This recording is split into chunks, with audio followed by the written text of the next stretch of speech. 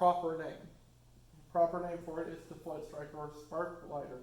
Those are proper names, but what you're going to hear out in the field or out in the shop is a striker. Who has a striker? Where's the striker at? Hey, can I borrow a striker? That's what they're asking. Not many people go out there and say, hey, do you have a flint striker or a spark lighter? They're going to look at you a little bit different because that is not the lingo that is used. And knowing the lingo is a very, very strong thing. So remember, when you hear striker, flint striker, or spark lighter. Areas that have less than blank cubic feet per welder or have ceilings less than 16 feet high require forced ventilation.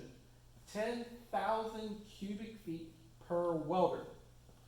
If it does not have 10,000 or more, then it requires a forced ventilation, so to actually pull the stuff out of the air.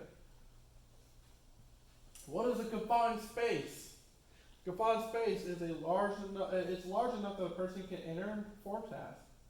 But they are not necessarily designed for people though, and have limited or restricted means for entry or exit.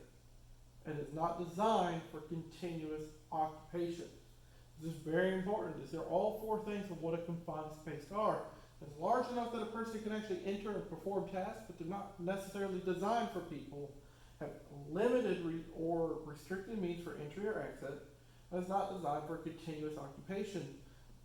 A confined space does not mean something really small.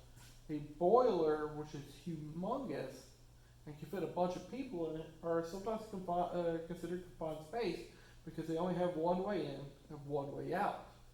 It's a restricted way to get in and out. Unlike a welding shop where you have multiple doors that you can get out. So remember that. Every one of these could make something a confined space.